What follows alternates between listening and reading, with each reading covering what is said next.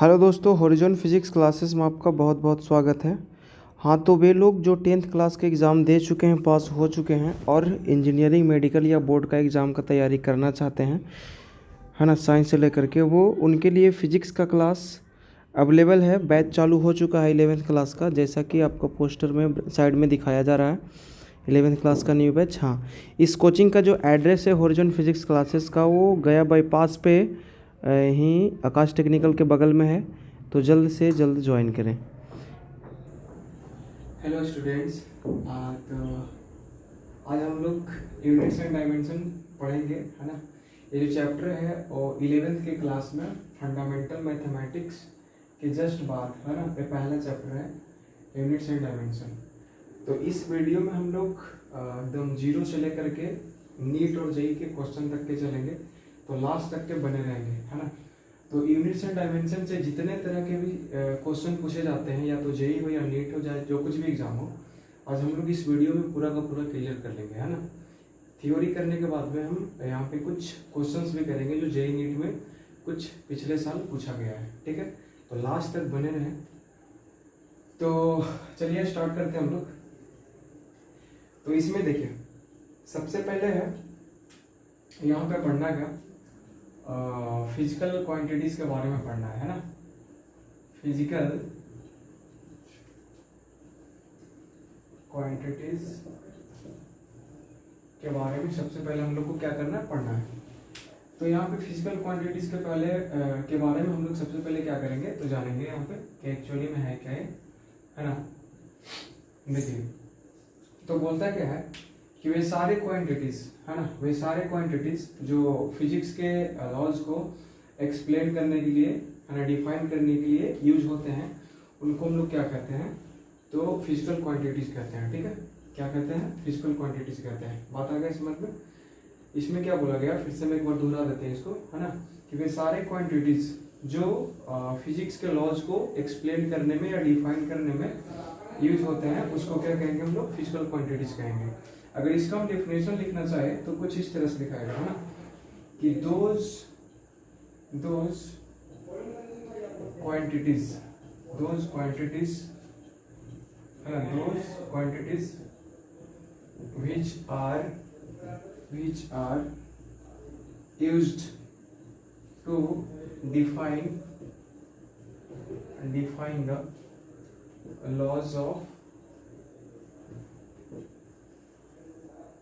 laws of physics, है ना, उसको क्या कहेंगे हम लोग, are called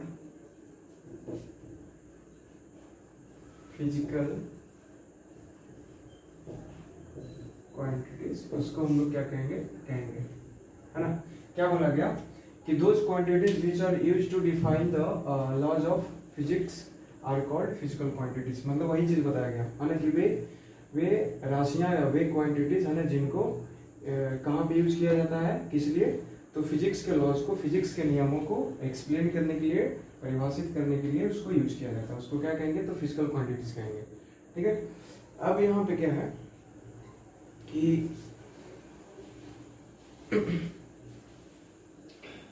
है ना, जैसे मैं एग्जांपल आप दे सकते हैं, क्या एग्जांपल हो गया, क्या मास हो गया, टाइम हो गया, लेंथ हो गया, है ना।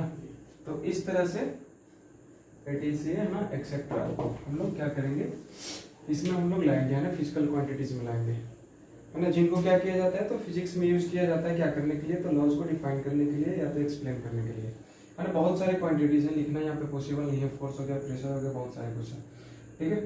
अब यहाँ पे देखिए, अब यहाँ पे क्या बोलता है कि इस फिजिकल क्वांटिटीज को, है ना, इस फिजिकल क्वांटिटीज को इनके अपने निर्भरता के आधार पे, है ना, अपने निर्भरता के आधार पे इनको दो भागों में बांटा गया है, समझे ना। On the basis of dependency physical quantities are classified, है ना, इनटू टू पार्ट्स। कौन से बेसिस पे, तो on the basis of dependency, है ना, डिपेंडेंसी, इसका मतलब क्या होता है, निर्भरता, है ना, निर्भरता, निर्भरता, ठीक है। तो इसको कितना बांटा गया है ना, दो भाग में बांटा गया। पहला जो है ना, पहला जो पार्ट होगा वो वाला जो किसी दूसरे क्वांटिटी पे निर्भर क्या होगा, ना करेगा, मतलब वो अपने आप से मतलब रखेगा, कोई भी क्वांटिटी होगा वो किसी दूसरे पे डिपेंड ना करेगा, मतलब स्वतंत्र रहेगा वो, ठीक है। तो उसको हम लोग बोलते हैं क्या है, उसको बोलते हैं हम लोग फंडामेंटल क्वांटिटीज, है ना, क्वांटिटीज कहा जाता है ना। और इसको हम लोग और क्या कहते हैं, तो इसको बेस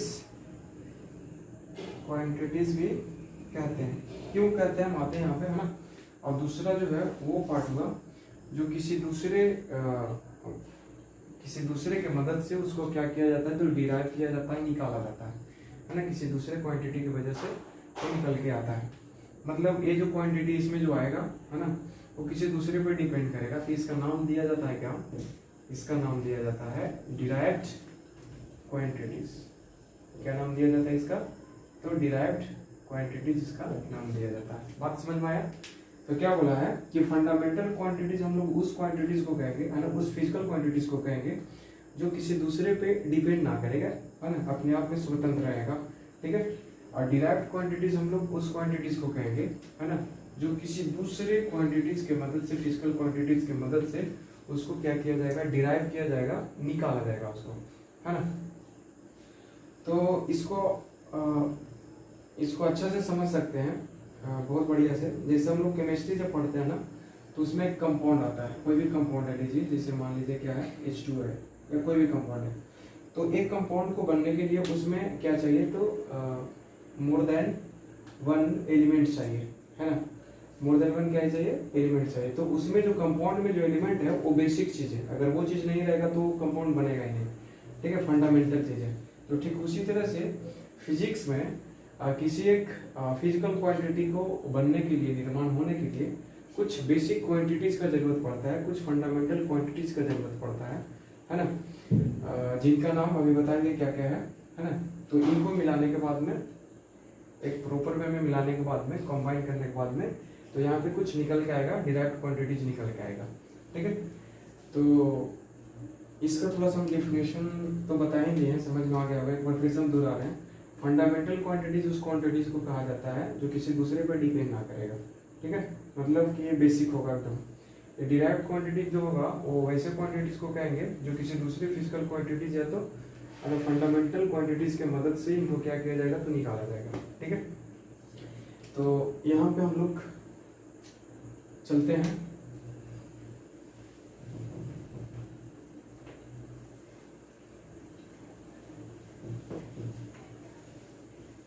देखिए पहला जो अभी पार्ट था इसमें वो क्या था, इसमें पहला जो पार्ट था वो क्या था, फिजिकल, सॉरी ये क्या था, फंडामेंटल क्वांटिटीज था, है ना, क्या था, फंडामेंटल क्वांटिटीज। और इसी को हम लोग क्या कहते हैं, तो बेस क्वांटिटीज कहा जाता है इसको, ठीक है। इसको हिंदी में अगर जानना चाहते हैं, इसको आधारी राशियां कहते थे हम लोग, कहते भी हैं, है ना। तो इसमें देखिए, तो इसमें फंडामेंटल के रूप में, है ना, 7 क्वांटिटीज को लिया गया, जिसमें पहला जो है वो क्या है, यहाँ पे मास है, क्या है, मास है। यहाँ पे कुछ एक टेबल बना लेते हैं हम लोग, यहाँ पे क्वांटिटी है, ठीक है, इधर में इसका क्या है, SI यूनिट है, और इधर में क्या है, तो सिंबल है, सिंबल ऑफ SI यूनिट, है ना। SI यूनिट का क्या है, इसका सिंबल है।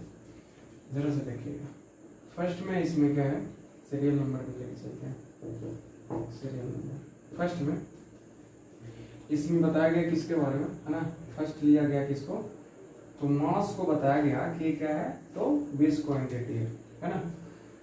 इसका जो यूनिट होगा, ऐसा यूनिट हो जाएगा, वो क्या हो जाएगा, तो ये हो जाएगा आपका, है ना, किलोग्राम हो जाएगा।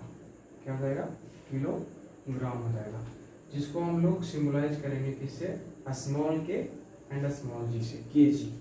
ठीक है, कैपिटल के का मतलब होता है केल्विन, बट यहाँ पे कैपिटल के नहीं है, स्मॉल के, ध्यान दीजिएगा इस बात को। ठीक है, दो में क्या, तो लेंथ, जिसको लंबाई कहते हैं, है ना, इसका जो ऐसा यूनिट हो जाएगा, ये क्या हो जाएगा, तो ये हो जाएगा मीटर, जिसको हम लोग स्मॉल एम से क्या करेंगे, इंडिकेट करेंगे। तीसरा जो है वो क्या हो जाएगा, तो टाइम हो जाएगा, है ना, जिसका ऐसा यूनिट क्या हो जाएगा, तो सेकंड, क्या हो जाएगा, सेकंड हो जाएगा। ठीक है, इसको हम लोग स्मॉल एस से इंडिकेट करेंगे। आगे में 4 में क्या है, तो टेम्परेचर, तापमान जिसको कहते हैं, है ना, तापमान, इसका यूनिट क्या हो जाएगा, ऐसा यूनिट ये हो जाता है इसका क्या, केल्विन, जिसको हम लोग, है ना, कैपिटल के से क्या करेंगे, इंडिकेट करेंगे। पांचवा जो है वो क्या है, इलेक्ट्रिक करंट, है ना, क्या, इलेक्ट्रिक करंट, विद्युत धारा, इसका हो जाता है क्या, एम्पियर हो जाएगा, है ना, इसको हम लोग कैपिटल ए से सिंबलाइज करेंगे। ओके, 6 में है आपका, 6 में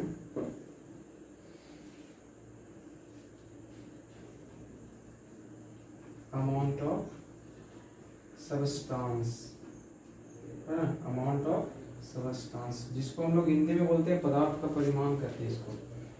ठीक है, इसका जो ऐसा यूनिट होता है वो क्या होता है, मोल होता है, MOL, लेकिन इसको सिंबलाइज करेंगे MOL से सिर्फ। एक लास्ट है ना, वो क्या, luminous intensity, luminous intensity, luminous intensity, जिसका ऐसा यूनिट होगा क्या, कैंडेला, क्या होगा, कैंडेला होगा, है ना, इसको हम लोग स्मॉल सी या स्मॉल डी से क्या करेंगे, इंडिकेट करेंगे। ठीक है, तो ये जो है वो टोटल आपका क्या है, तो 7 फंडामेंटल क्वांटिटीज या बेस क्वांटिटीज हैं, है ना, जिनके मदद से जितने भी सारे फिजिक्स में डिराइव्ड क्वांटिटीज आते हैं उनको बनाया जाता है, मतलब इनके मदद से बनाया जाता है। ठीक है, आगे होगा समझ में बढ़िया से।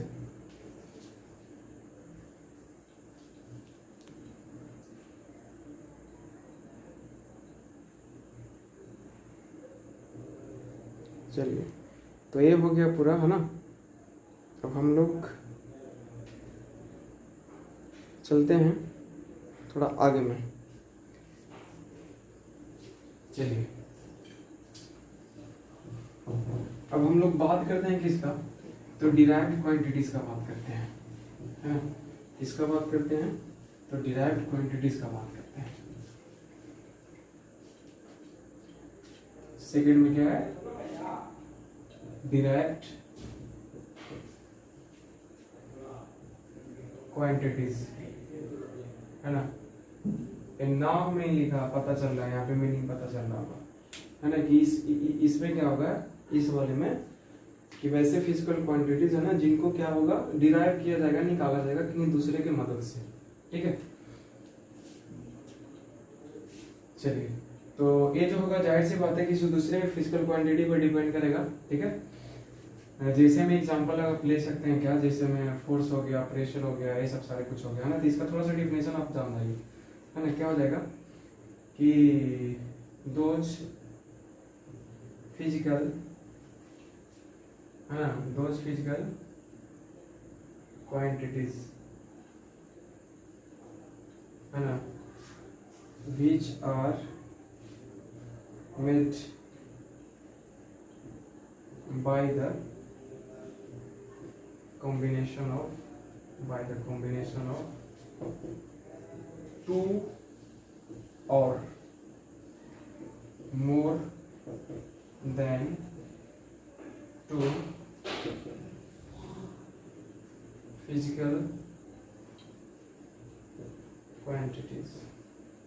देखिए क्या होगा, those physical quantities है ना, which are made by the combination of, है ना, 2 और more than 2 physical quantities are called, उसको क्या कहेंगे हम लोग, आर कॉल्ड डिराइव्ड क्वांटिटीज, उसको क्या कहेंगे, डिराइव्ड क्वांटिटीज कहेंगे, ठीक है। जैसे मैं, अच्छा यहाँ पे ध्यान दीजिएगा, यहाँ पे जो बोला गया है क्या कि कंबाइन करके बनाया जाएगा, तो यहाँ पे फिजिकल क्वांटिटीज भी, हाँ चलिए ठीक है, यहाँ पे फिजिकल क्वांटिटीज में बेसिकली जो है फंडामेंटल भी हो सकता है ना, उसमें कुछ और भी डिराइव वाला भी हो सकता है, ठीक है। तो चलिए आगे, तो यहाँ पे एग्जांपल में हम लोग देख लेंगे क्या, एग्जांपल में जैसे क्या है, तो आपका क्या है, जैसे मान लीजिए स्पीड है, क्या है, स्पीड है, ठीक है। तो स्पीड इज इक्वल टू, हम लोग बेसिक डिफिनेशन क्या जानते हैं, स्पीड बराबर, तो स्पीड इज इक्वल टू होता है क्या, डिस्टेंस अपॉन क्या होता है, तो टाइम टेकन या टाइम होता है, ठीक है।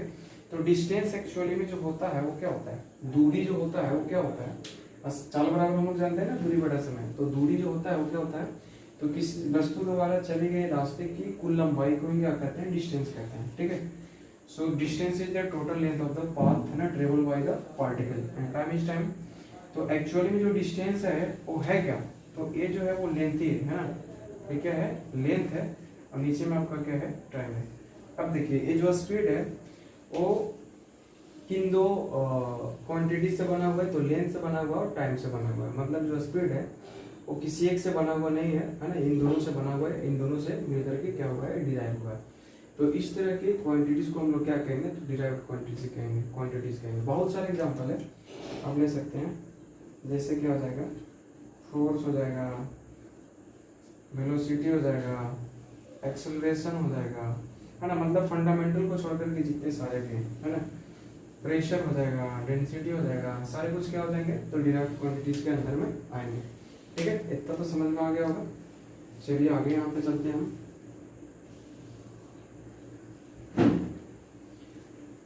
तो अभी जो है इसमें हम लोग क्या करेंगे, तो कुछ क्वांटिटीज के बारे में जानेंगे, अपने डिराइव्ड क्वांटिटीज के बारे में जानेंगे, ताकि उसमें जो क्या डायमेंशनल फॉर्मूला जब हम लोग पढ़ेंगे, यूनिट वगैरह निकालेंगे, तो उसमें हम लोग को ज़्यादा कुछ प्रॉब्लम नहीं होगा, ठीक है। तो कुछ बेसिक बताते हैं, इसको नोट कीजिएगा बढ़िया से कहीं जगह पे।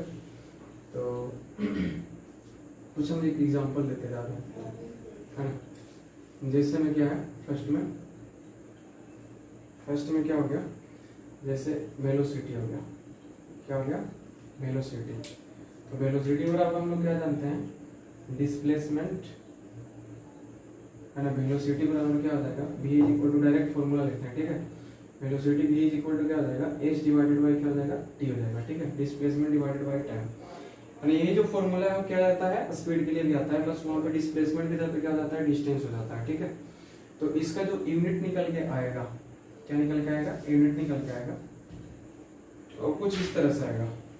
एक टेबल का निर्माण करते हैं, इसमें क्या है, तो क्वांटिटी है, इसमें उसका फॉर्मूला है, और इसमें जो है उसका क्या है, तो एस आई यूनिट है, क्या है, एस आई यूनिट है।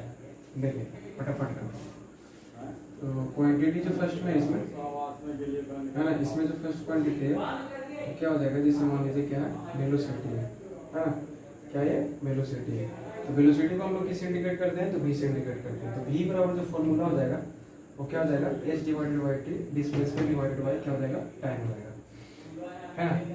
इसका अगर ऐसा यूनिट निकाला जाए तो डिस्प्लेसमेंट का क्या होता है, मीटर होता है, और टाइम का क्या होता है, सेकंड होता है। तो इसका जो है यूनिट वो क्या निकल जाएगा, मीटर पर सेकंड निकल जाएगा, ठीक है।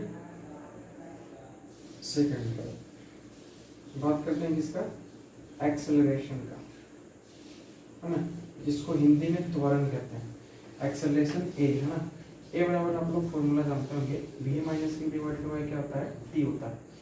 तो वेलोसिटी को आप घटाएंगे तो वहां से यूनिट जो निकल के आएगा वो क्या होगा, मीटर पर सेकंड ही होगा, है ना। तो ऊपर में जो यूनिट हो गया वेलोसिटी का वो क्या हो जाएगा, मीटर पर सेकंड, और नीचे में टाइम है उसका क्या हो जाएगा, सेकंड रहेगा, ठीक है। तो ये जो निकल के आएगा यहाँ पे यूनिट वो क्या हो जाएगा, मीटर पर सेकंड स्क्वायर हो जाएगा। ये समझ में, यहाँ पे वेलोसिटी में से वेलोसिटी घटेगा तो यूनिट तो वही आएगा ना। जैसे मान लीजिए यहाँ पे क्या घटाते हैं, 10 मीटर पर सेकंड में से मान लीजिए कि 3 मीटर पर सेकंड घटा दिए थे, क्या निकल जाएगा यहाँ पे 7 मीटर पर सेकंड। मतलब जो यूनिट है वो वेलोसिटी का ऊपर में निकल जाएगा, डिफरेंस ऑफ वेलोसिटी का। आगे चलिए, है ना। थर्ड में क्या है, फोर्स का हम बात करते हैं। किसका बात करते हैं, फोर्स का। तो फोर्स बराबर, फोर्स को हम लोग से इंडिकेट करते हैं, तो F इज इक्वल टू कितना आ जाएगा, मास इंटू क्या होता है, एक्सेलरेशन होता है। ठीक है, ये आप लोग 9th में पढ़े होंगे। F is equal to ma, Newton second law में, है ना, ये निकल के आता था। यहाँ पे क्या होता है, m क्या होता है, मास होता है, a क्या होता है, एक्सेलरेशन होता है, जिसको त्वरण कहते हैं।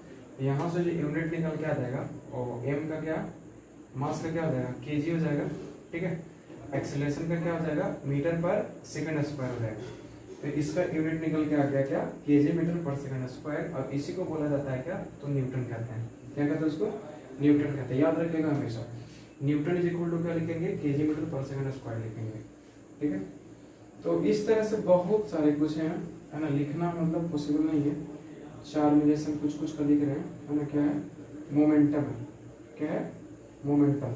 तो मोमेंटम को हम लोग किससे इंडिकेट करते हैं, तो पी से इंडिकेट करते हैं। और पी जो होता है वो क्या होता है, मास इंटू वेलोसिटी के बराबर होता है। ठीक है, पी बराबर एम पी। ये मास है, ये वेलोसिटी है, तो मास का क्या हो जाएगा, केजी हो जाएगा, वेलोसिटी का क्या हो जाएगा, मीटर पर सेकंड हो जाएगा। ठीक है, तो मोमेंटम का ऐसे यूनिट निकल जाएगा क्या, केजी मीटर पर सेकंड आ गया। ठीक है, आगे में क्या, 5 में इम्पल्स। क्या, इम्पल्स, है ना।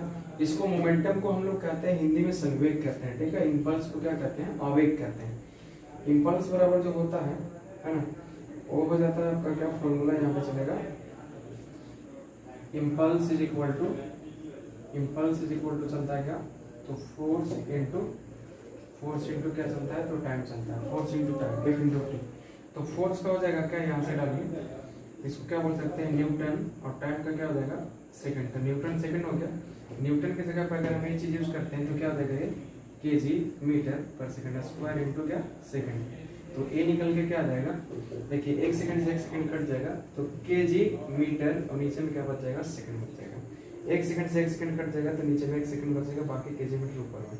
ठीक है, तो एक बहुत इंपॉर्टेंट क्वेश्चन पूछा जाता है, लगभग बहुत ही इंपॉर्टेंट क्वेश्चन है कि इम्पल्स का और मोमेंटम का जो यूनिट होता है वो दोनों का सेम होता है। देख लीजिए, KG metre per second, KG metre per second. याद रखिएगा, इम्पल्स का और मोमेंटम का जो यूनिट होता है, इसका यूनिट होता है, वो क्या होता है, सेम होता है ना। आगे पढ़ेंगे हम लोग, डायमेंशनल फॉर्मूला पढ़ेंगे, तो इनका डायमेंशनल फॉर्मूला भी सेम होता है, क्योंकि जिन दो क्वांटिटीज का एसआई यूनिट सेम होगा, उनका डायमेंशनल फॉर्मूला भी क्या होगा, तो सेम ही होगा, है ना।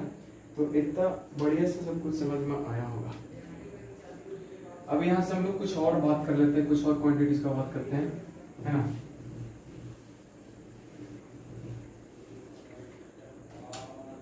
जैसे में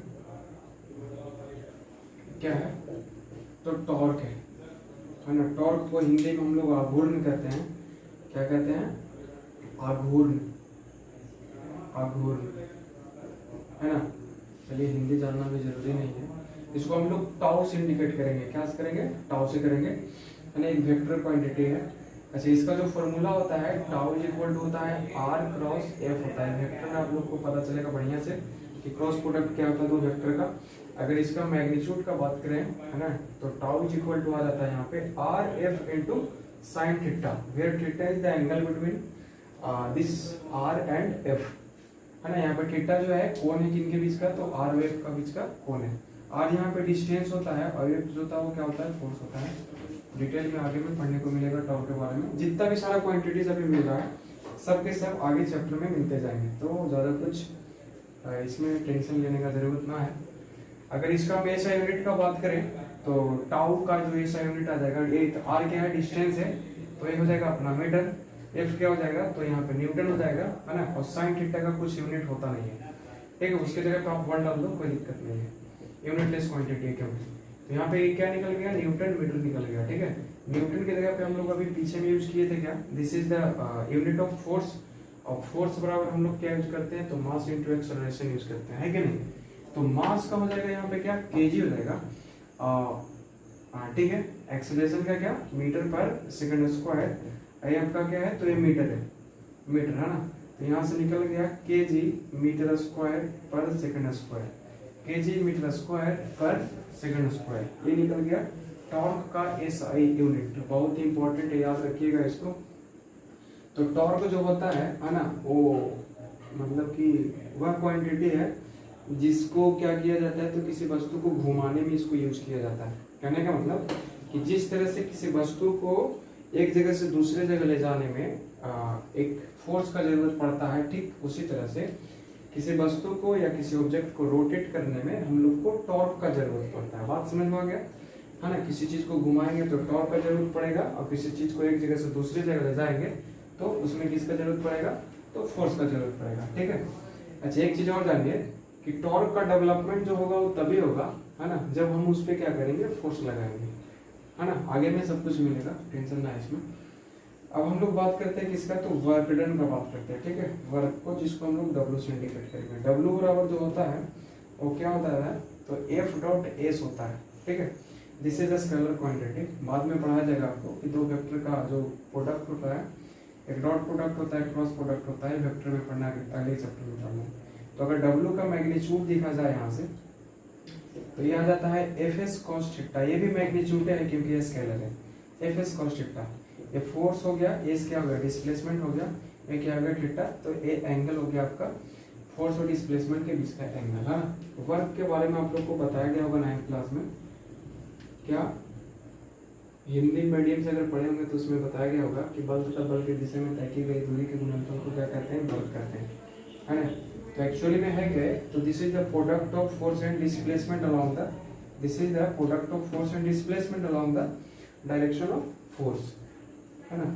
ये वर्क आपका हो गया। अब इसका हम SI यूनिट का बात करते हैं। ठीक है, जैसे मैं आपका जैसे एक बात बता दें, देखिए जैसे मान लीजिए बॉडी, ठीक है, इस बॉडी पे इस तरह से फोर्स लग रहा है। मान लीजिए इस तरह से गाड़ी है, इसको टान करके एक रोड पे ले जाया जा रहा है इस तरह से। ठीक है, इस तरह से फोर्स जो है इस तरह से लग रहा है, मान लीजिए खींच रहे हैं हम लोग, है ना, तिरछा करके। एंगल मान लीजिए इनके बीच में कितना है, थीटा है।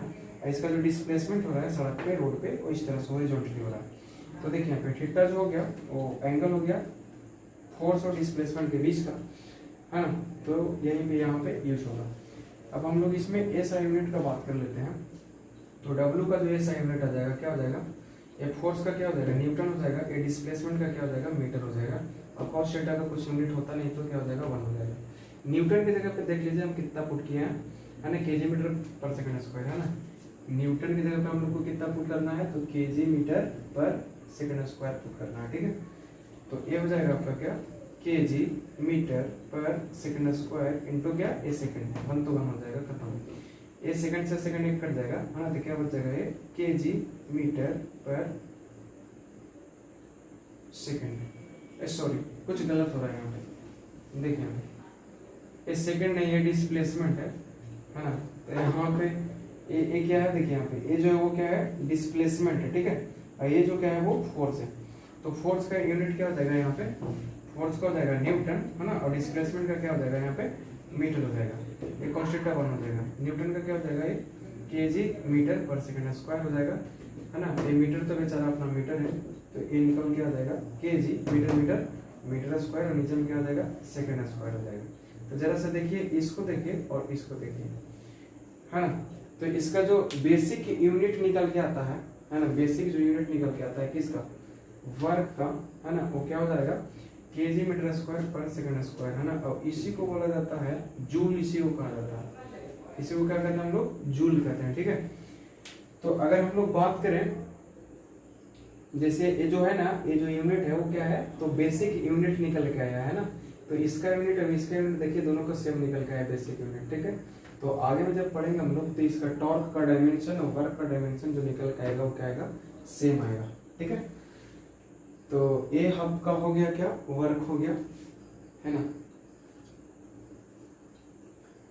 और भी इसमें कुछ है, जैसे में बात कर लेते हैं कुछ।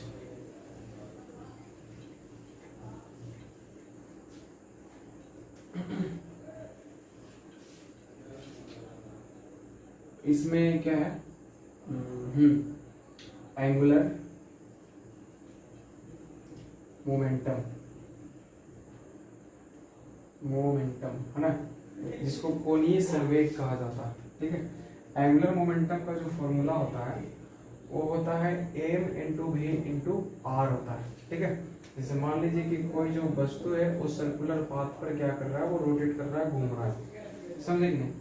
तो इसका मास मान लीजिए कितना है, m है, इसका रेडियस r है, और v टेंजेंशियल वेलोसिटी से क्या कर रहा है, घूम रहा है ना। देखो टेंजेंशियल वेलोसिटी आप लोग को समझ में नहीं आएगा क्योंकि अब ये पढ़े नहीं है ना। अगर 11th के अलावे कोई भी है, 12th वगैरह 11th पढ़ लिए हैं तो ये चीज़ समझ में आ जाएगा। इसमें टेंजेंशियल वेलोसिटी क्या होता है, सर्कुलर मोशन में, वहाँ पे सब कुछ बताया जाएगा। तो यहाँ पे अगर यूनिट का बात किया जाए, है ना, तब मास का क्या हो जाएगा, केजी हो जाएगा, वेलोसिटी का मीटर पर सेकंड हो जाएगा, है ना। और आर जो वो क्या डिस्टेंस या रेडियस है, सो ए हो जाएगा, वो क्या हो जाएगा, मीटर हो जाएगा। तो यहाँ से निकल के आ जाएगा केजी मीटर स्क्वायर, और नीचे में क्या आ जाएगा, सेकंड आ जाएगा। तो ये जो है वो निकल के आ गया इसका यूनिट किसका, तो एंगुलर मोमेंटम का, ठीक है। अच्छा, और भी सारे कुछ हैं, जैसे में हम अगर बात करें थोड़ा सा करंट से रिलेटेड बात करें तो देखिए, सबसे पहले हम लोग स्टार्ट करेंगे कहाँ से, तो इसमें चार्ज से, है ना, आवेश से। तो चार्ज को हम लोग क्यू से इंडिकेट करते हैं, इसका जो फॉर्मूला निकल के आता है वो क्यू बराबर क्या होता है, तो आई इंटू टी होता है। अगर इसका एस यूनिट का बात किया जाए, है ना, तो आई फॉर क्या है, इलेक्ट्रिक करंट है, टाइम है। तो इलेक्ट्रिक करंट का ऐसा यूनिट क्या होता है, एम्पियर होता है, और टाइम का क्या होता है, तो सेकंड होता है। तो एम्पियर इंटू सेकंड को ही क्या बोलते हैं, तो कुलॉम कहते हैं, है ना। तो चार्ज का ऐसा यूनिट क्या होता है, कुलॉम होता है, जो है ना, एक कुलॉम जो है वो किसके बराबर होता है, तो एक एम्पियर इंटू सेकंड के बराबर होता है। दिस इज नॉट के, ये क्या है, 1 कुलॉम। बात समझ में आ गया बढ़िया से। चलिए अब हम लोग आगे में थोड़ा सा बात करेंगे किसका, इलेक्ट्रिक पोटेंशियल का, है ना। इलेक्ट्रिक पोटेंशियल, जिसको हिंदी में हम लोग विद्युत विभव कहेंगे, क्या कहेंगे, विद्युत विभव कहेंगे। याद होगा इसका पोटेंशियल का यूनिट क्या होता था, वोल्ट होता था। देख लेते हैं थोड़ा सा, इसमें एक फॉर्मूला आता था क्या, W is equal to V Q. याद है फॉर्मूला वो, W बराबर क्या, वी क्यू। तो यहाँ से V इज इक्वल टू क्या आ जाएगा, W डिवाइडेड बाई क्यू आ जाएगा। W जो होता था वो क्या होता था, वर्क डन होता था। अब Q जो होता था क्या होता था, तो चार्ज होता था, ठीक है। तो यहाँ से ये निकल के आ जाएगा क्या, जूल पर कुलॉम। जूल पर कुलॉम को हम लोग क्या कहते हैं, तो वोल्ट कहते हैं, ना। अगर इसको अगर बेसिक यूनिट में कन्वर्ट करना हो तो जूल की जगह पे हम लोग क्या लिख सकते हैं, जूल की जगह पे हम लोग लिख सकते हैं क्या, देखिए जूल जो किसका वर्क का यूनिट है ना, W बराबर क्या होता है, F इंटू एस होता है। अगर थीटा का वैल्यू 0 डिग्री रहे तो, है ना, तो ए आपका क्या हो जाएगा, फोर्स का कितना, तो KG metre per second square. ए क्या डिस्प्लेसमेंट है, तो डिस्प्लेसमेंट का क्या हो जाएगा, मीटर हो जाएगा। तो वर्क का यूनिट क्या हो जाता है, जूल हो जाता है। जूल, एक जूल बराबर किसके बराबर हो जाएगा, 1 kg metre square divided by second square के बराबर। तो एक जूल की जगह पे हम लोग ये यूज करेंगे, है ना। अब एक न्यूटन की जगह पे ऊपर में यूज करेंगे, ठीक है, ऊपर वाला चीज। तो यहाँ पे देखिए, इसको अगर बेसिक में यूनिट में कन्वर्ट करना हो तो यहाँ पे क्या आ जाएगा, kg metre square second square, है ना, और डिवाइडेड बाई कुलॉम। कुलॉम की जगह पे देखिए यहाँ पे क्या है, 1 coulomb is equal to 1 ampere second. नीचे में आ जाएगा एम्पियर इंटू क्या आ जाएगा, सेकंड आ जाएगा। ये 1 वोल्ट के बराबर होगा, ठीक है। तो 1 वोल्ट इज इक्वल टू आ गया आपका केजी मीटर स्क्वायर, नीचे में क्या आ जाएगा, एम्पियर इंटू क्या, सेकंड की हो जाएगा, है कि नहीं। केजी मीटर स्क्वायर, नीचे में एम्पियर, और ये क्या, सेकंड स्क्वायर इंटू सेकंड क्या हो जाएगा, सेकंड की हो जाएगा। तो ये 1 वोल्ट के बराबर आ गया। इसमें और कुछ है बचा हुआ, जैसे में इलेक्ट्रिक रेजिस्टेंस, जिसको हम लोग प्रतिरोध कहते हैं, है ना, क्या कहते हैं उसको, प्रतिरोध कहते हैं,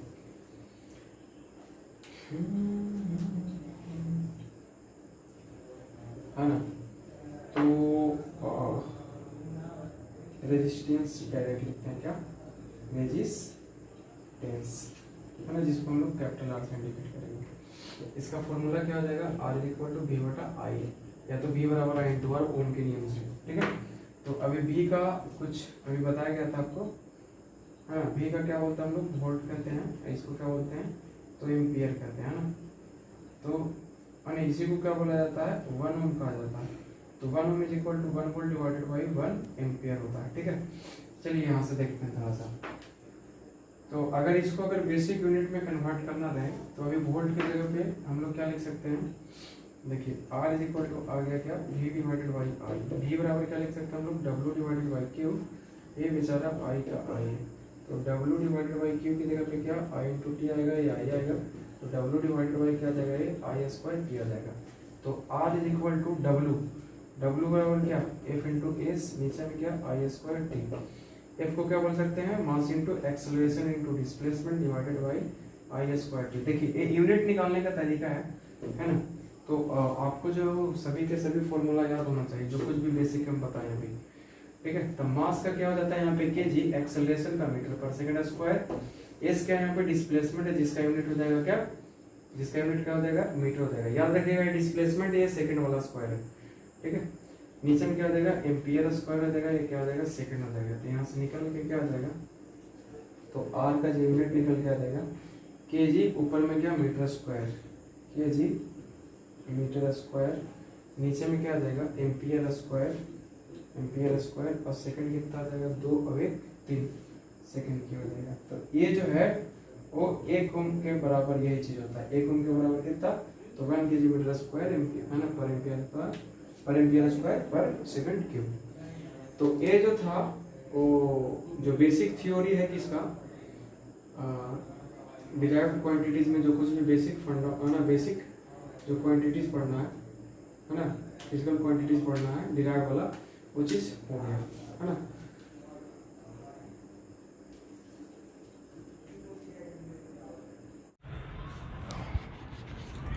तो हम लोग डिराइव्ड क्वांटिटीज तक कर चुके थे है ना। अब यहाँ पे एक बचा हुआ क्या है, तो सप्लीमेंट्री यूनिट बचा हुआ है ना। क्या बचा हुआ है, तो सप्लीमेंट्री यूनिट्स बचा हुआ है, जो उनके अलावा भी है ना, ये चीज़ है मतलब कि फंडामेंटल क्वांटिटीज़ और डिराइव्ड क्वांटिटीज़ के अलावा 2 दिया गया है, जिसका नाम क्या है, सप्लीमेंट्री यूनिट्स है। पहला जो है वो है आपका क्या, तो प्लेन एंगल है ना। क्या है, तो प्लेन एंगल है, जिसका एस आई यूनिट होता है क्या, तो रेडियन। इसको हम लोग RAD से क्या करेंगे, लिखेंगे, ठीक है। ये आपका सिंबल है। अब सबसे पहले हम लोग देखेंगे क्या कि जो प्लेन एंगल होता है वो है ना, वो क्या होता है एक्चुअली में प्लेन एंगल। तो प्लेन एंगल जो होता है क्या है, एक प्लेन पे बना हुआ 2 स्ट्रेट लाइन या तो 2 सरफेस के बीच का क्या है, एंगल है, इस तरह से है ना। एक प्लेन पे बना हुआ क्या है, एंगल है। तो ए इन लाइन्स के बीच में जो एंगल होगा उसको क्या कहा जाएगा, तो एक प्लेन एंगल कहा जाएगा, ठीक है। इसका यूनिट क्या होगा, तो रेडियन होगा। अब हम बात करते हैं किसका, तो सॉलिड एंगल का बात करते हैं, ठीक है। क्या बोलते हैं इसको, सॉलिड एंगल कहते हैं है ना। तो सॉलिड एंगल का जो एसआई यूनिट होता है वो क्या होता है, तो एस्टेरेडियन होता है, एस्टेरेडियन होता है, ठीक है। इसको हम लोग स्मॉल आर से क्या करेंगे, लिखेंगे। ये एक्चुअली में देखते हैं कि ये सॉलिड एंगल है क्या, है ना। तो सॉलिड एंगल कहने का मतलब क्या है कि जैसे मान लीजिए एक क्यूब है, सॉरी क्यूब नहीं है, कोन है, जिसको हिंदी में शंकु कहते हैं आप, है ना। तो इस वर्टेक्स पे जो चारों तरफ से 3D में जो एंगल बन रहा है ना, इस एंगल को हम लोग क्या कहते हैं, इस एंगल को हम लोग कहते हैं क्या, तो सॉलिड एंगल कहते हैं। क्या कहते हैं, सॉलिड एंगल कहते हैं। तो अच्छा से समझ में आ गया होगा कि प्लेन एंगल क्या होता है, सॉलिड एंगल क्या होता है, ठीक है। तो सॉलिड एंगल जो होता है वो क्या होता है, तो एक 3D में बना हुआ एक कोन है ना।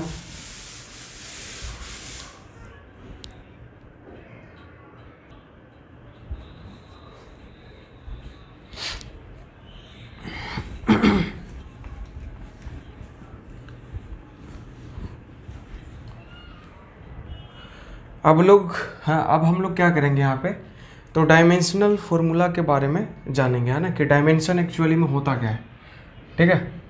तो चलिए क्या बात करते हैं, किसका बात करते हैं हम लोग, तो डायमेंशंस का बात करते हैं, ठीक है।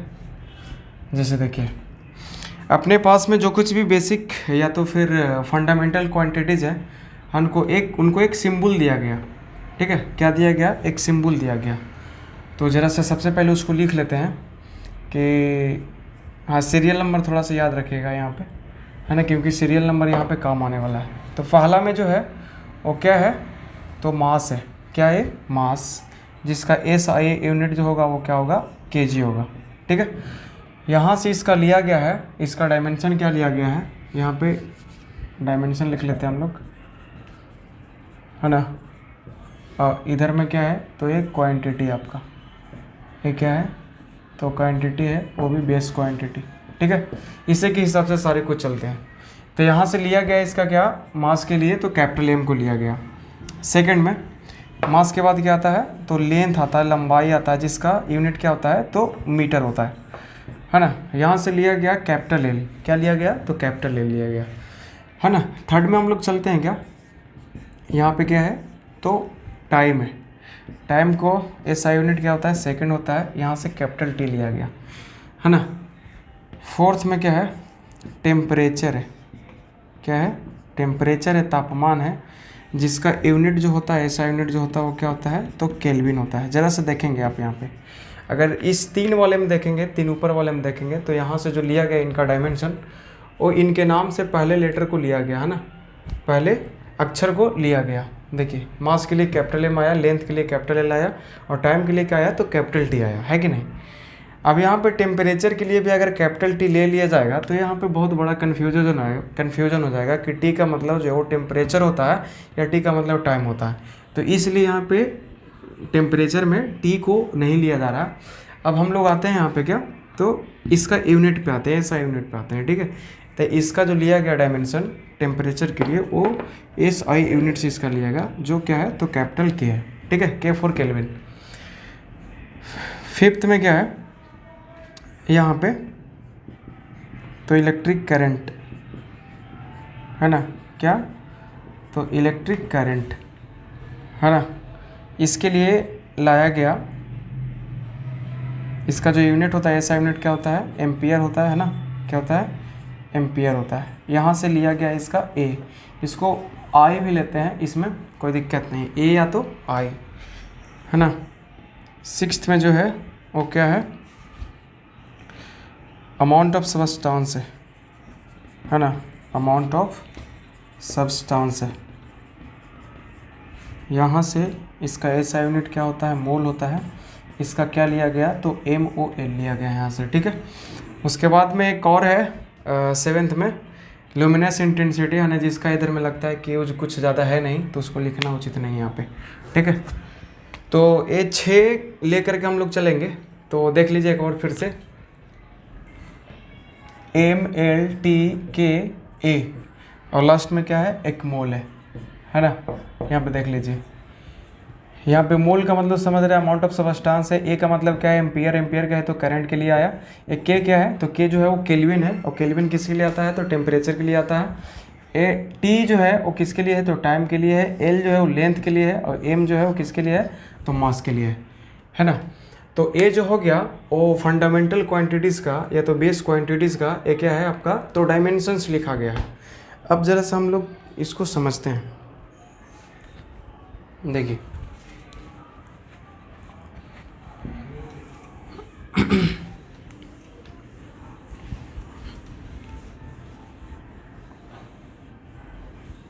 ये सीक्वेंस याद रखेगा, ठीक है, MLTKA, उसके बाद क्या है, मोल है।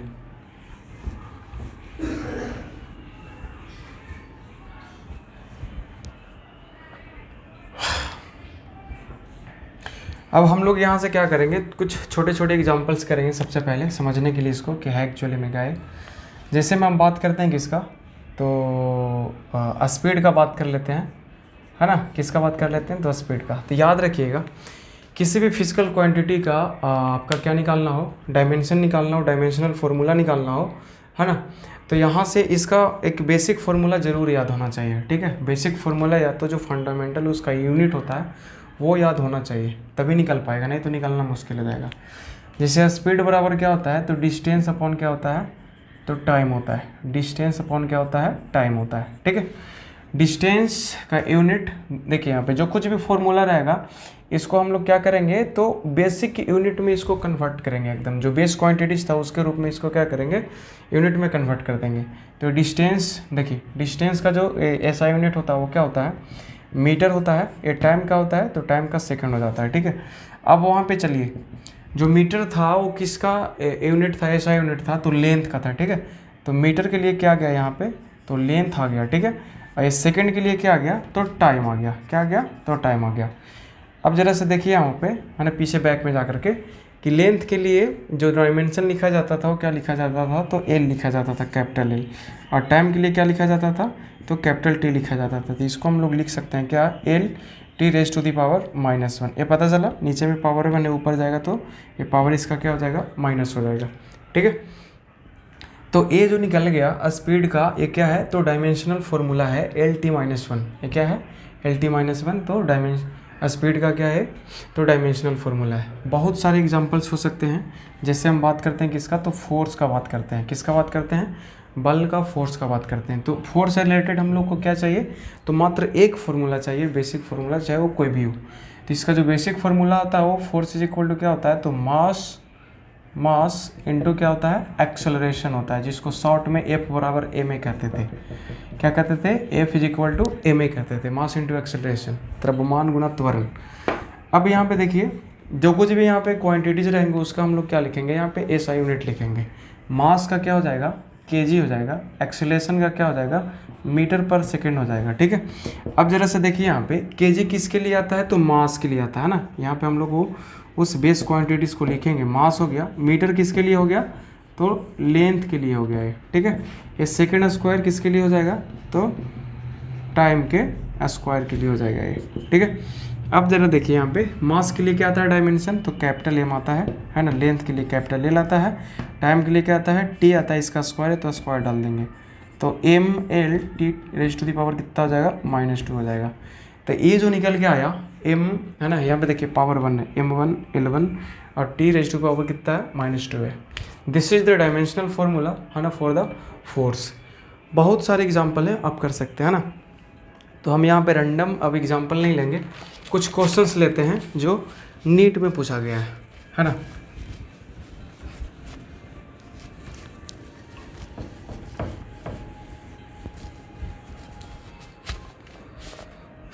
चलिए, जैसे इसमें पूछा गया है, इस क्वेश्चन में पूछा गया the dimension of universal gravitational constant.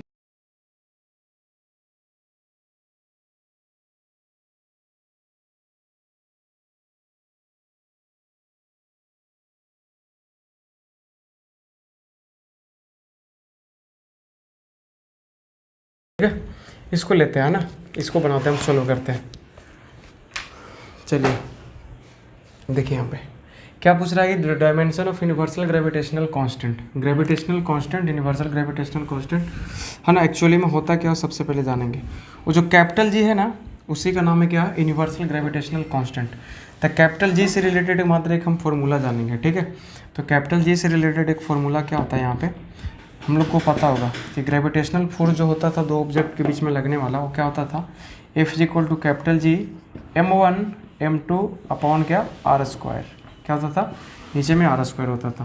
तो यहाँ से क्या करेंगे हम लोग, तो g का वैल्यू निकाल लेंगे, क्या हो जाएगा यहाँ से F into r² divided by m1 m2 हो जाएगा।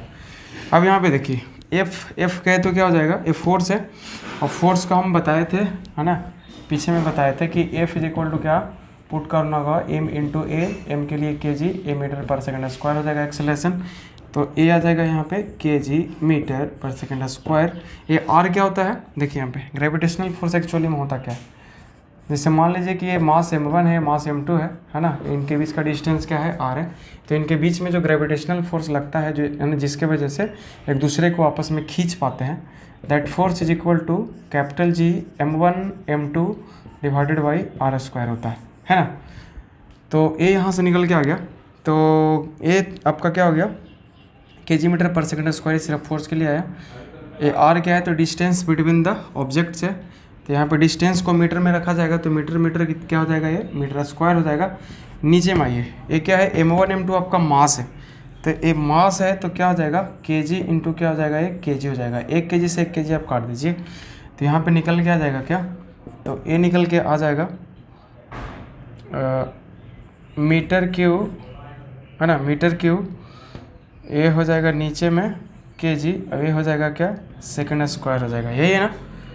एक बार थोड़ा सा चेक कर लीजिए, ठीक है।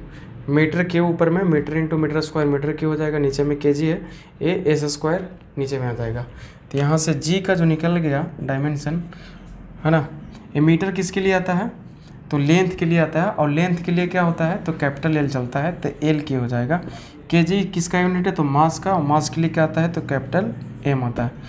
एस किसके लिए आता है, टाइम के लिए आता है ना, तो ये टाइम के लिए कितना हो जाएगा, ये टी हो जाएगा, इसका स्क्वायर हो जाएगा। तो इसका लिखा जाएगा m -1, सबको ऊपर लेके चले जाएंगे, ठीक है, m -1, उसके बाद एल क्यू, और उसके बाद टी के पावर क्या, -2। अच्छा, हम लोग ऐसा सीक्वेंस में क्यों लिख रहे हैं, क्योंकि इसका जो सीक्वेंस होता है वो एम एल टी के ए के जैसा सीक्वेंस होता है, ठीक है। सबसे पहले मास लेंथ टेम्परेचर, उसके मास लेंथ टाइम टेम्परेचर, उसके बाद करंट, इसलिए इसको इस तरह से लिखा जा रहा है। तो यहाँ पे देखिए थोड़ा सा ऑप्शन मिला करके m -1 L3 और t -2 है ना, तो ये ऑप्शन आपका क्या हो जाएगा, ऑप्शन ए हो जाएगा, ठीक है। आ गया होगा समझ में, है ना। तो ये जो क्वेश्चन पूछा गया है, ये पूछा गया है आपका नीट 2004 में और 1992 में पूछा गया है ना। पहले एक्चुअली में इस एग्ज़ाम का नीट नहीं नाम था, AIPMT नाम था, है ना, all India pre medical test. चलिए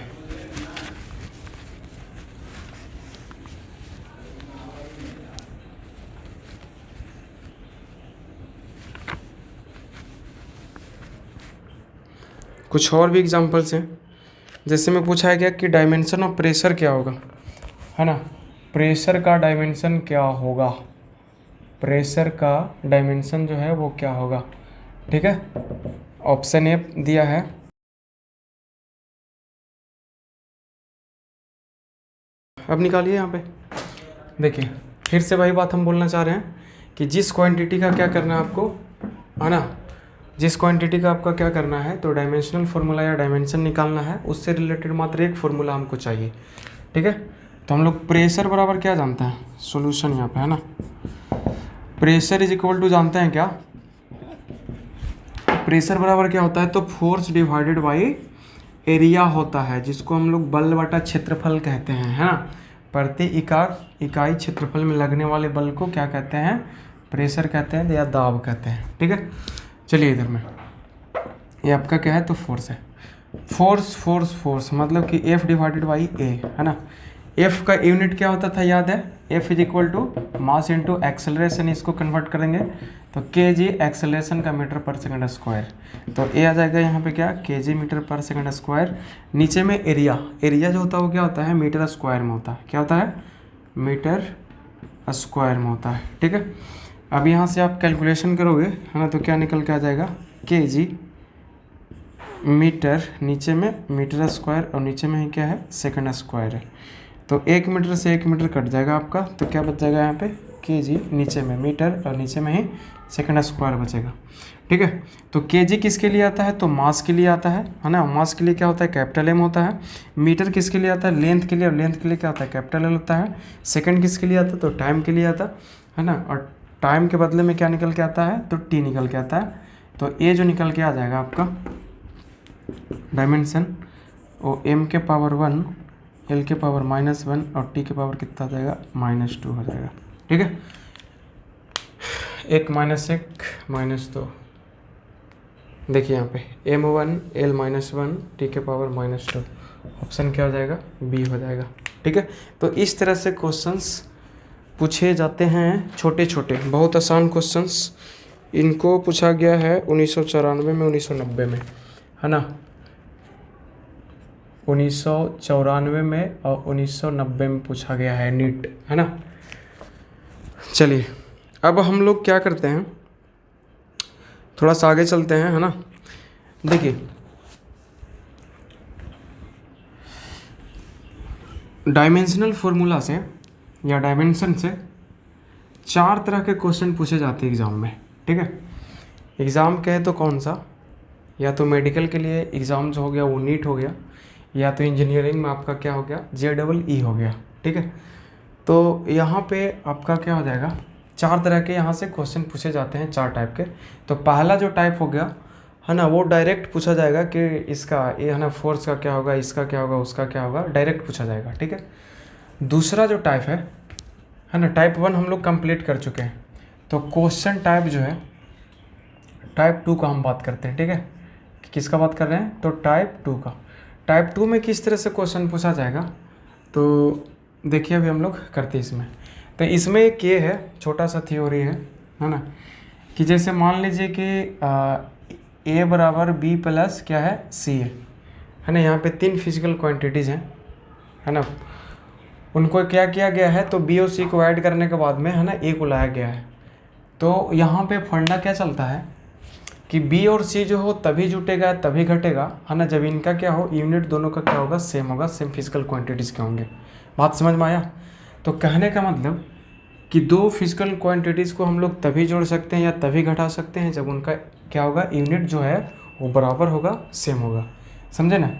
अच्छा, तो यहाँ पे क्या निकल के आएगा कि जो इसका यूनिट होना चाहिए वही इसका यूनिट होना चाहिए, और इसका जो जूट करके यूनिट आएगा वो दोनों इन दोनों के यूनिट के बराबर निकल के आना चाहिए। जैसे में मान लीजिए 10 मीटर और प्लस 2 मीटर करके निकालते हैं, तो यहाँ से निकल के आ जाएगा क्या ये, है ना, तो ये 12 मीटर निकल के आ जाएगा। ठीक है। तो इस क्वांटिटी का यूनिट देख लो यहाँ पे कितना है, मीटर में है ना। इस क्वांटिटी का यूनिट क्या है, मीटर में है। ये जो जूट करके आया है, रिजल्ट जो आया जूट करके, इसका भी जो यूनिट है वो सेम ही है। तो कहने का मतलब कि एक इक्वेशन में, है ना, एक समीकरण में, एक इक्वेशन में या एक मैथमेटिकल एक्सप्रेशन में हर एक टर्म का, हर एक पद का जो यूनिट होना चाहिए या डायमेंशन जो होना चाहिए वो क्या होना चाहिए, सबका सेम होना चाहिए। ठीक है। तो एक यहाँ पे हम बात लिख रहे हैं कि 2 फिजिकल, है ना, क्वांटिटीज कैन बी एडेड और subtracted, can be added or subtracted only when they have same unit, only when they have same unit, है ना। कहने का मतलब कि 2 फिजिकल क्वांटिटी को तभी घटाया जाएगा या तभी जोड़ा जाएगा जब उनका जो एस आई यूनिट होगा वो क्या होना चाहिए, सेम होना चाहिए। ठीक है। जैसे में लेंथ को आप लेंथ में जोड़ेंगे या घटा सकते हैं, है ना। लेंथ को आप मास में जोड़ या घटा नहीं सकते हैं, है ना, गुना भागा तो हो ही जाएगा। चलिए ठीक है। तो जैसे मान लीजिए यहाँ पे क्या है कि y बराबर क्या है, x प्लस क्या है z है। तो कहने का मतलब यहाँ पे क्या है कि यूनिट ऑफ, है ना, यूनिट ऑफ z जो हो जाएगा वो यूनिट ऑफ x के बराबर होगा। ठीक है। ये जब दोनों बराबर रहेंगे, यूनिट इनका बराबर होगा, तभी ये जुट पाएगा, नहीं तो जुटना मुश्किल हो जाएगा। ठीक है। प्लस हो या माइनस हो, और इन दोनों का जुट करके या घट करके जो कुछ भी क्वांटिटी आएगा उसका जो यूनिट होगा वो बाई के बराबर होना चाहिए, है ना। क्या होना चाहिए, यूनिट ऑफ बाई के बराबर होना चाहिए। ये बात समझ में आ गया होगा, है ना। तो इस पर हम कुछ क्वेश्चंस करते हैं। ठीक है। क्या करते हैं, कुछ क्वेश्चंस करते हैं। बोला कि the force is given in the term of time t and displacement x by the equation इतना। f बराबर दिया जा रहा है equation a cos bx plus c sin dt लिखा गया। ठीक है। बोला गया the force is given in term of time t and displacement x, है ना। बोल रहा है कि एक फोर्स है, बल है, जिसको टाइम t और डिस्प्लेसमेंट x के टर्म में दिया जा रहा है, लिखा जा रहा है। ठीक है। उसके बाद में क्या बताया है कि the dimensional formula of A D divided by B जो होगा वो क्या होगा, है ना। डायमेंशनल फार्मूला किसका, तो A D divided by B का क्या होगा। ठीक है। ऑप्शन है इसमें, ऑप्शन है m2 L2 t के पावर -3। ठीक है। बी में क्या है, m1 L1 और t के पावर -2 है। सी में क्या है, m0 L1 t के पावर -1 है ना। और डी में जो है वो क्या है, वो है आपका m L² t के पावर -3 है। ठीक है। है ना। ये पूछा गया है जेई 2021 में पूछा गया है, जेई 2021 में पूछा गया है क्वेश्चन, जेई मेन का क्वेश्चन है ना, जेई मेन 2021 में पूछा गया, एकदम नया नया क्वेश्चन है, ताज़ा क्वेश्चन है।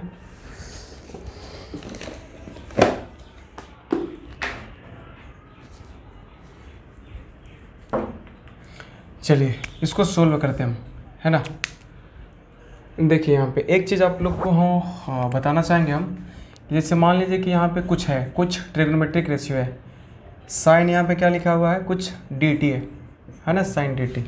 देखिए तो ये जो एंगल होना चाहिए, ये जो एंगल अंदर में होता है वो किस में होता है, रेडियन में होता है ना पूरा का पूरा, है ना। तो कहने का मतलब ना इसका कुछ यूनिट निकल के आना चाहिए, है ना, ना ये पूरा का कुछ यूनिट निकल के आना चाहिए, ठीक है। ये अंदर वाला एंगल भी क्या है, यूनिटलेस क्वांटिटी है ना, ये बाहर वाला भी क्या है, यूनिटलेस क्वांटिटी है।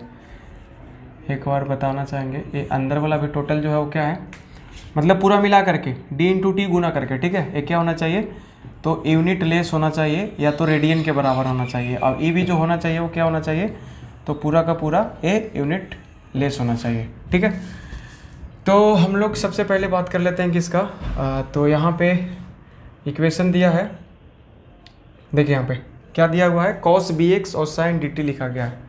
तो cos bx है और एक इधर में क्या है, तो sin dt है, ठीक है। अब यहाँ पे देखिए ये जो होना चाहिए यूनिट लेस होना चाहिए, और ये भी जो होना चाहिए वो क्या होना चाहिए, यूनिट लेस होना चाहिए, है ना। अब यहाँ से bx जो होना चाहिए वो क्या होना चाहिए, तो यूनिट लेस होना चाहिए, है कि नहीं।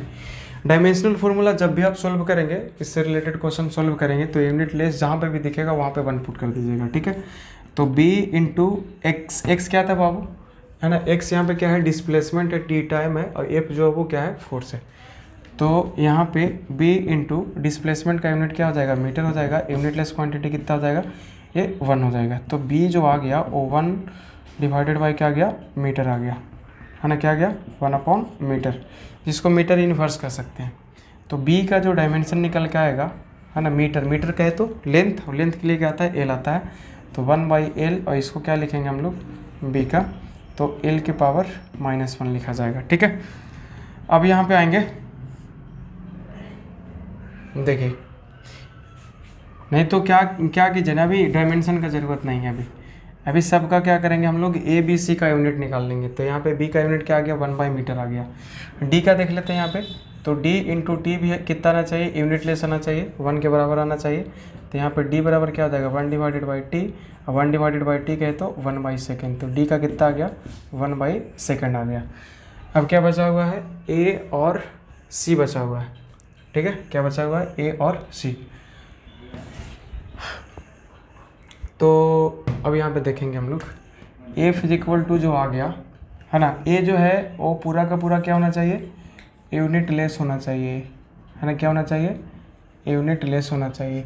और ई भी जो होना चाहिए वो क्या होना चाहिए, यूनिट लेस होना चाहिए, ठीक है, क्योंकि ट्रिग्नोमेट्रिक रेशियो यूनिट लेस ही होता है, उसमें कुछ यूनिट निकल के आता नहीं है, ठीक है। तो F is equal to A into unitless quantity कितना है, तो 1 हो जाएगा, plus C into unitless quantity कितना हो जाएगा, है ना, 1 हो जाएगा। तो एफ इज इक्वल टू आ गया, ए प्लस कितना, सी आ गया। कहने का मतलब कि ए और सी को तभी जोड़ा जाएगा जब इनका यूनिट सेम होगा, और इनका जो यूनिट होगा और इसके यूनिट के बराबर होना चाहिए। तो कहने का मतलब कि ए और सी का जो यूनिट होगा वो फोर्स के यूनिट के बराबर होना चाहिए, है ना। तो ए या सी का जो यूनिट हो जाएगा यहाँ पे, है ना, वो क्या हो जाएगा, तो फोर्स के यूनिट के बराबर, और फोर्स का क्या हो जाता है, तो kg metre per second square होता है ना। हम लोग निकाल चुके हैं, तो इसका जो आंसर आ जाना चाहिए वो क्या हो जाएगा, क्या बोल रहा है, A D divided by B का वैल्यू निकालना आपको, ए इंटू डी, ए का वैल्यू कहाँ पे है, देखिए kg metre per second square, ए हो गया। डी का कहाँ पे है, तो 1/सेकेंड है, डी कितना है, 1 क्या है, सेकेंड है। बी कितना है, बी है आपका 1/मीटर है, क्या है, तो 1/मीटर है। अच्छा से कैलकुलेशन कीजिएगा यहाँ पे, kg मीटर, ये सेकंड स्क्वायर, सेकंड कितना हो जाएगा, सेकंड की हो जाएगा, है ना, एक क्या हो जाएगा, उल्टा हो जाएगा, ये मीटर ऊपर चला जाएगा, A1 नीचे आ जाएगा, ठीक है। तो यहाँ से निकल गया kg मीटर स्क्वायर और नीचे में क्या सेकंड क्यूब। तो इसका आंसर हो जाएगा m, क्या हो जाएगा ये m l स्क्वायर और t के पावर कितना, तो -3 हो जाएगा। ठीक है, m आ गया kg के लिए, l आ गया किसके लिए, मीटर लेंथ के लिए, और t आ गया टाइम के लिए, है ना। तो m l स्क्वायर टी के पावर -3, m l स्क्वायर, देखिए यहाँ पे m l स्क्वायर टी के पावर -3, तो इसका जो आंसर हो जाएगा वो क्या हो जाएगा, तो ऑप्शन डी हो जाएगा। ये पूछा हुआ क्वेश्चन है जेईई मेन 2021 का क्वेश्चन है, जुलाई शिफ्ट में, है ना। बहुत ही आसान क्वेश्चन होता है।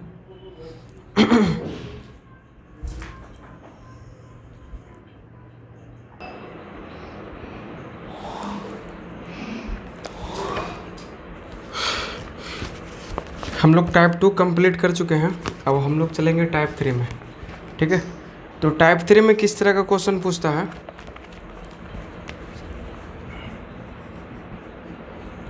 टाइप नंबर 3, इसमें आपको क्वेश्चन पूछा जाएगा इस तरह से। इसका सबसे पहले थ्योरी देख लें। जैसे मान लें कि किसी पार्टिकल का वेलोसिटी कुछ इस इक्वेशन के द्वारा दिया जा रहा है, v बराबर a into E to the power bt square से दिया जा रहा है। ठीक है ना, v is equal to a into E to the power bt square से। ठीक है, जहाँ पे v जो है वो क्या है, वेलोसिटी है, क्या है, वेलोसिटी है, किस में, मीटर पर सेकंड में, है ना।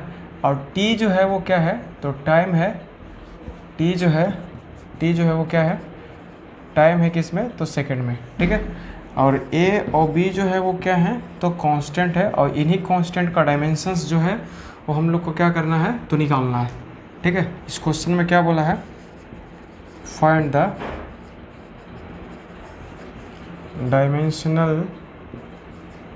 डायमेंशनल फॉर्मूले, है ना, फॉर्मूला लिखिए, सिंगुलर है, formula for a and b।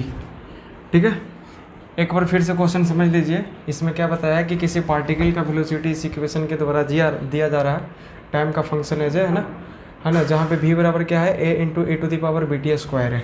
ठीक है, हम लोग देखेंगे इसमें, जैसे देखिए इसमें थ्योरी क्या होता है, इसमें जानने का चीज़ क्या है कि किसी भी नंबर, ये जो e है एक्चुअली में है क्या, नेपियर कांस्टेंट, जिसका वैल्यू होता है 2.718 होता है।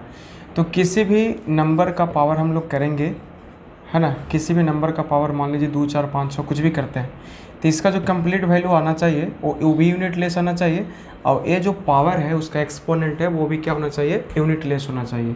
बात समझ में आया, किसी भी कांस्टेंट नंबर पे पावर जो चढ़ेगा उसका पावर का हर एक टर्म क्या होना चाहिए, तो यूनिट लेस क्वांटिटी होना चाहिए, और ये जो टोटल जो वैल्यू निकल के आएगा इस नंबर के पावर चढ़ाने के बाद जो निकल के आएगा वो भी क्या आना चाहिए, तो यूनिट लेस निकल के आना चाहिए। तो इसका जो है यहाँ पे वो क्या हो जाएगा, ए जो bt स्क्वायर है ये भी यूनिट लेस होना चाहिए, है ना, ये भी यूनिट लेस होना चाहिए, और ई जो टोटल निकल के आएगा e to the power bt square, e भी जो है वो क्या आना चाहिए, तो यूनिट लेस आना चाहिए। बात समझ में आया। चलिए, तो यहाँ पे बोला गया क्या कि bt स्क्वायर जो है वो क्या है, तो यूनिट लेस होना चाहिए, है ना, क्या होना चाहिए, यूनिट लेस होना चाहिए। तो bt square is equal to हम लोग यहाँ पे कितना लिख सकते हैं, यूनिट लेस की जगह पे 1 डाल सकते हैं, है ना। तो यहाँ पे b is equal to 1 divided by क्या हो जाएगा, t स्क्वायर हो जाएगा। अब यहाँ पे b is equal to 1 by क्या हो जाएगा, सेकेंड स्क्वायर हो जाएगा, और b is equal to 1 by T square. Second के लिए क्या आता है, टाइम सेकेंड का यूनिट है ना, और टाइम के लिए क्या आता है, कैपिटल टी आता है। तो b का जो डायमेंशन हो जाएगा वो क्या हो जाएगा, t के पावर कितना, तो -2 हो जाएगा, है कि नहीं।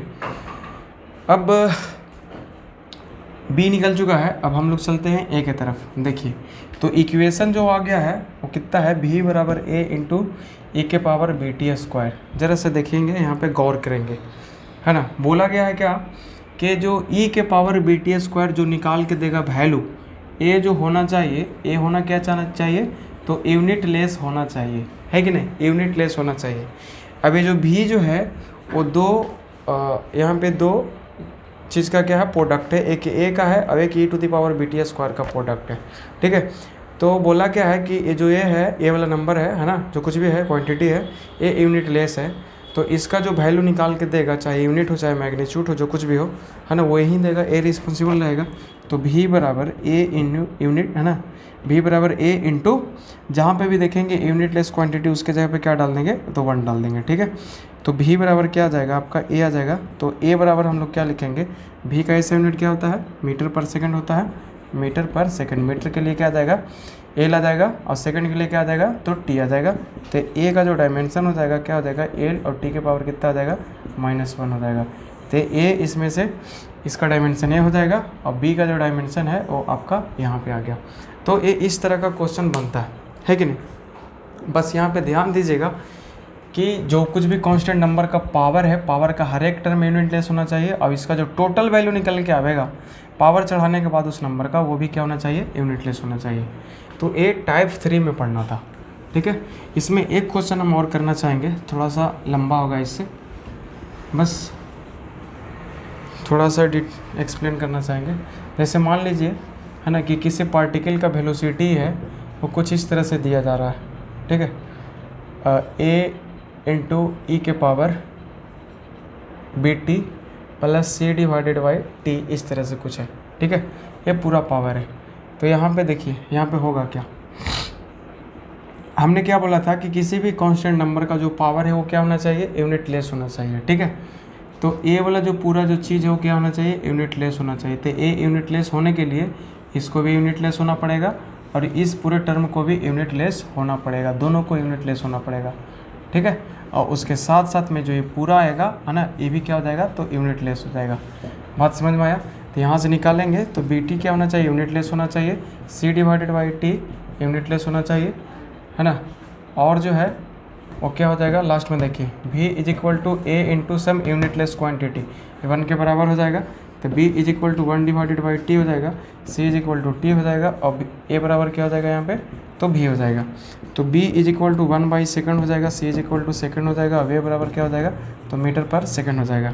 तो b is equal to second के लिए क्या, t, तो 1 बाई क्या हो जाएगा, ये t हो जाएगा, a, c क्या कितना आ जाएगा, t हो जाएगा, और a का कितना आ जाएगा, तो ऊपर में l और नीचे में क्या हो जाएगा, t हो जाएगा।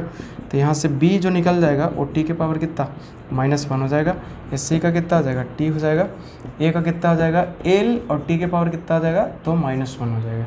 तो इस तरह के क्वेश्चन सोल्व किया जाता है ना, टाइप 3 में।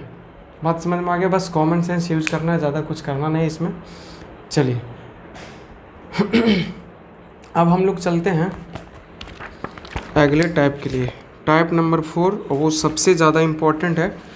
और वो जो टाइप 4 है वो ज़्यादातर जेई में क्वेश्चन पूछा जाता है, नीट में पूछा जाता है ना, लेकिन जेई के लिए एकदम फेमस है वो जो टाइप है क्वेश्चन पूछने का, वो क्या है, जेई मीन्स के लिए एकदम फेमस है वो, है ना। अगर टफ क्वेश्चन पूछता है तो उसी सेक्शन से वो डालेगा, उसी टाइप से डालेगा वो। चलिए हम लोग चलते हैं क्या, टाइप नंबर 4। टाइप 4 के लिए हम लोग आगे बढ़ते हैं, ठीक है। इस समय क्वेश्चन क्या है, देखिए डायरेक्ट हम क्वेश्चन से चलते हैं। देखिए क्वेश्चन क्या बोला, लिख लेते हैं क्वेश्चन को। If force F, velocity v and time t are taken as fundamental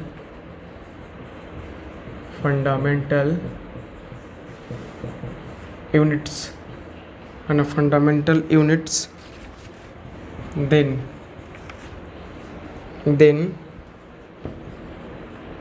the dimensions of mass are option A F भी टी के पावर -1, बी में एफ भी टी के पावर -2, सी में एफ भी के पावर -1 टी के पावर -1, डी में एफ वी के पावर -1 और टी के पावर कितना 1 है ना। देख लीजिए इसमें बोल क्या रहा है कि यदि फोर्स एफ को, वेलोसिटी वी को और टाइम टी को फंडामेंटल क्वांटिटीज़ के तौर पे लिया जाए इसको, ठीक है, फंडामेंटल क्वांटिटीज़ या यूनिट्स मान लिया जाए, ठीक है। तो बोल रहा है क्या कि मास को हम लोग कैसे लिख सकते हैं एज ए डायमेंशन। मास का जो डायमेंशन होगा वो कैसे लिखा जाएगा, जैसे हम लोग बेसिकली जो सीखे हैं वो मास, लेंथ, टेम्परेचर, टाइम, करंट जो हो गया उसको, है ना, फंडामेंटल क्वांटिटीज़ लेकर के, यूनिट्स लेकर के हम लोग डायमेंशन सभी का निकालते हैं। लेकिन इसमें मान लिया है कि उसको हम ना मान के, किसको, फोर्स को, वेलोसिटी को और टाइम को क्या मान ले, तो फंडामेंटल क्वांटिटीज़ मान ले। तो बताइए कि जो मास का जो डायमेंशंस लिखा जाएगा वो क्या होगा, ठीक है। जरा से देखिए यहाँ पे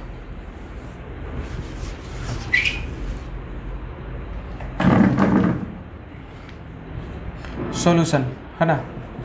मान लिया जाए, है ना, लेट कि जो मास का, है ना, मास का जो डायमेंशन निकल के आता है यहाँ पे फोर्स, वेलोसिटी और टाइम के टर्म में, वो कितना आता है यहाँ पे, तो f के पावर x, ठीक है, वेलोसिटी के पावर y और टाइम के पावर कितना, t के पावर कितना, तो z निकल के आता है। ऐसा कुछ है, मान लिया जाए, है ना।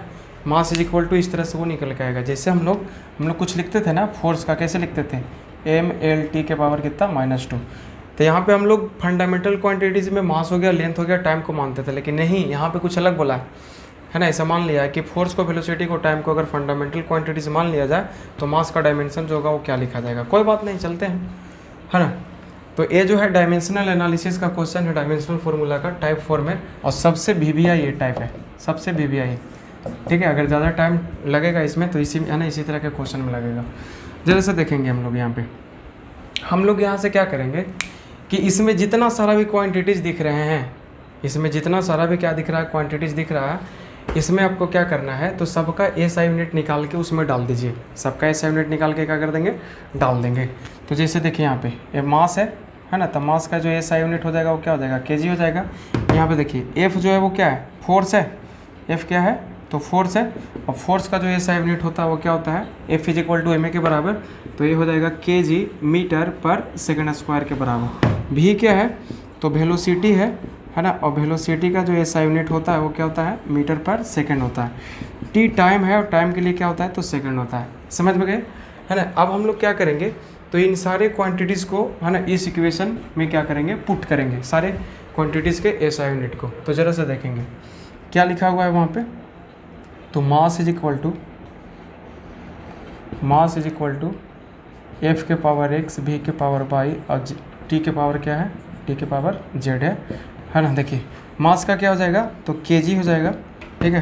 फोर्स का देखिए यहाँ पे, फोर्स का क्या है, kg metre per second square, इसका पावर कितना हो जाएगा, x हो जाएगा। v क्या है, वेलोसिटी, यहाँ पे वेलोसिटी जो है वो क्या होता है, मीटर पर सेकंड होता है, इसका पावर कितना है, y है। t क्या है, टाइम है, और टाइम का क्या होता है, सेकंड होता है, इसका पावर क्या है, तो z है, ठीक है। अब यहाँ पे देख लीजिए थोड़ा सा, kg का kg, यहाँ पे देखेंगे सबको अलग अलग कर लेंगे। यहाँ पे क्या हो जाएगा, kg का पावर कितना हो जाएगा, x हो जाएगा, मीटर का पावर x हो जाएगा, नीचे में सेकंड स्क्वायर है, सेकंड स्क्वायर 1 सेकंड स्क्वायर, इसका पावर कितना है, x है, तो इसको क्या लिख सकते हैं, सेकंड के पावर कितना आ जाएगा, 2x हो जाएगा, है ना, इनटू आगे में मीटर के पावर क्या हो जाएगा, y हो जाएगा, s के पावर क्या हो जाएगा, y हो जाएगा, इनटू s के पावर क्या हो जाएगा, यहाँ पे z हो जाएगा। अब यहाँ पे देखिए kg अगर दिखता है एक जगह पे, है ना, तो उसको एक जगह कर लीजिए, उसके बाद में मीटर दिखता है कहीं पे, उसको एक जगह कर लीजिए, सेकंड दिखता है एक जगह कर लीजिए, और सबको क्या करेंगे हम लोग, ऊपर कर लेंगे यहाँ पे, ठीक है। तो यहाँ से आ जाएगा क्या, kg इज इक्वल टू, देखिए इधर में RHS में देखिए तो kg जो एक ही जगह पे है ना, तो kg का पावर कितना हो जाएगा, x हो जाएगा, इनटू मीटर एक यहाँ है और कहीं पे नहीं, तो मीटर जो हो जाएगा, इनटू में बेस सेम रहता है तो पावर जुड़ जाता है, सबको पता है, तो m के पावर यहाँ पे हो जाएगा, m के पावर क्या हो जाएगा, तो x प्लस y हो जाएगा, इनटू s जो है यहाँ पे सेकंड, ये देखिए ऊपर में है, तो ऊपर में आपका क्या रहेगा, ऊपर में कितना है, z है इसका पावर, और नीचे में जो है वो क्या है 2x है और y है ना। तो यहाँ पे देख लीजिए एस जेड और नीचे में क्या है एस 2x है और इंटू क्या है एस वाई है। तो इसको सोल्व करेंगे, एस के पावर जेड नीचे में क्या हो जाएगा एस के पावर 2x प्लस वाई हो जाएगा, ये ऊपर जाएगा तो घट जाएगा, तो एस के पावर जेड माइनस 2x और माइनस क्या हो जाएगा वाई हो जाएगा। तो यहाँ पे लिखा जाएगा माइनस 2x और माइनस क्या लिखा जाएगा तो वाई लिखा जाएगा, Z minus 2x minus Y, ये हो गया आपका। ठीक है, अब हम लोग देखेंगे यहाँ पे क्या थोड़ा सा इस kg की जगह पे देखिए, यहाँ पे इधर में kg है, m नहीं s नहीं, तो इसको इस तरह से लिख सकते हैं kg की पावर कितना हो जाएगा 1 हो जाएगा, m का पावर कितना हो जाएगा 0 हो जाएगा और s का पावर कितना हो जाएगा तो 0 हो जाएगा। ठीक है, अब दोनों साइड आप कंपेयर कर लीजिए। ठीक है, kg तो kg के पावर यहाँ पे कितना है x है, यहाँ पे पावर 1 है, तो कंपेयरिंग बोथ साइड करेंगे तो x इज इक्वल टू 1 निकल के आ गया। ठीक है, उसके बाद में मीटर का पावर कितना है 0 है, यहाँ पे मीटर के पावर x प्लस वाई है, तो x plus Y is equal to कितना आ गया 0 आ गया। यहाँ पे x का वैल्यू कितना है 1 है, तो y इज इक्वल टू कितना हो जाएगा माइनस x हो जाएगा, और x का वैल्यू कितना 1, तो कितना निकल के आ गया यहाँ पे तो y बराबर आ गया -1 आ गया। तीसरा z minus 2x minus Y is equal to S के पावर इतना है, इधर में एस के पावर कितना है तो 0 है। इस वाली इक्वेशन में आप क्या करो कि यहाँ पे x और y का वैल्यू डाल देंगे यहाँ पे, तो z है ना, z इज इक्वल टू क्या हो जाएगा y प्लस कितना हो जाएगा 2x हो जाएगा, तो y का वैल्यू कितना है -1 है, प्लस में 2 इंटू एक्स का वैल्यू कितना है तो ये है आपका 1, तो ये -1 और प्लस कितना आ जाएगा 2 इज इक्वल टू आ जाएगा +1। तो यहाँ से जो वैल्यू निकल के आ गया x is equal to 1, y बराबर -1 और z बराबर कितना आ गया तो 1 आ गया। ठीक है, कितना आ गया x इज इक्वल टू 1 आ गया, y इज इक्वल टू -1 आ गया और z इज इक्वल टू कितना आ गया 1 आ गया। ठीक है, तो इसका जो आंसर हो जाएगा वो क्या हो जाएगा f के पावर x है, एक कितना हो जाएगा f के पावर 1 हो जाएगा, v है v के पावर y बराबर कितना -1 हो जाएगा, और z t के पावर z है z बराबर कितना हो जाएगा 1 हो जाएगा, 1 - 1 1 है ना। देखिए 1 कहाँ गया 1 - 1 1, देखिए 1 1 - 1 1, तो ये ऑप्शन जो हो जाएगा वो क्या हो जाएगा डी हो जाएगा। तो ये जो क्वेश्चन है वो पूछा गया है आपका कौन सी ईयर में इसको पूछा गया है 2014, नीट 2014 में पूछा गया इसको, नीट 2014 का क्वेश्चन है ना। तो सबसे बढ़िया है ना, अच्छा लगता है बनाने में भी थोड़ा सा, बस टाइम टेकिंग थोड़ा सा है हल्का सा, ज़्यादा कुछ है नहीं, बाकी आसानी क्वेश्चन है। तो इस तरह से इसमें पूछा जाएगा। हाँ, अभी जेई मेन के लिए एकदम फेमस है ये टाइप, सबसे फेमस टाइप यही है, तो याद करिएगा। ठीक है, याद रखेंगे। तो उम्मीद है कि सभी का सभी समझ में आया होगा चारों टाइप। सबसे इम्पोर्टेंट इसमें टाइप कौन सा है, टाइप नंबर 4 है ना। तो हम लोग यहाँ पे हर एक टाइप से क्वेश्चंस किए हैं, वो भी नीट का और जेईई मेन का, किसी से छोटा नहीं, हर एक टाइप से हम लोग क्वेश्चन किए हैं। तो चलिए, धन्यवाद।